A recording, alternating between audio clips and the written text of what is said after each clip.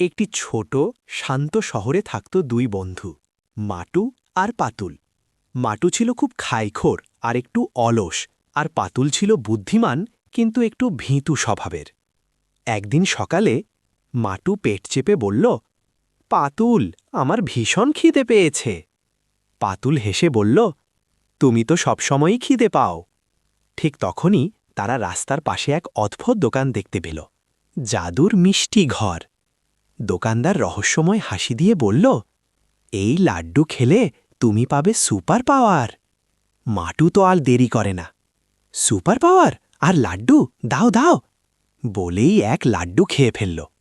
অদ্ভুত মুহূর্তেই তার শরীরে অদ্ভুত শক্তি চলে এলো।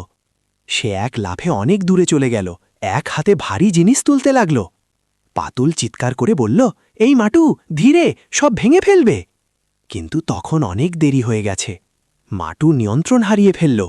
সে একটা গাছ তুলে ফেলল, দোকানের জিনিসপত্র উল্টে দিল। চারদিকে শুরু হলো হুলস্থুল কাণ্ড। ঠিক তখনই এসে হাজির হলো ইন্সপেক্টর ঢলু।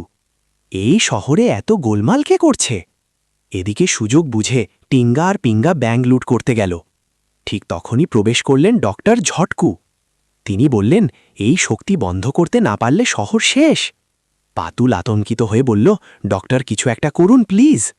ডক্টর ঝটকু দ্রুত একটা অ্যান্টি লাড্ডু বানালেন। এদিকে মাটু হঠাৎ ব্যাংকের সামনে গিয়ে পড়ল আর চোরদের দেখে ফেলল। ব্যাংকের দরজা ভেঙে যায়, চারদিকে বিশৃঙ্খলা। পাতুল দৌড়ে এসে বলল, মাটু, এটা খাও, বলেই তাকে অ্যান্টি লাড্ডু খালিয়ে দিল। কিছুক্ষণ পর মাটুর সুপার পাওয়ার চলে গেল। সে আবার আগের মতো স্বাভাবিক হয়ে গেল। পুলিশ এসে টিঙ্গাপিঙ্গাকে ধরে ফেলল। সবাই স্বস্তির নিঃশ্বাস ফেলল। পাতুল হেসে বলল, এবার থেকে বুঝে শুনে খাবে, ঠিক আছে? মাটু মাথা চুলকে হেসে বলল, ঠিক আছে, কিন্তু লাড্ডুটা কিন্তু দারুণ ছিল। সবাই হেসে উঠল।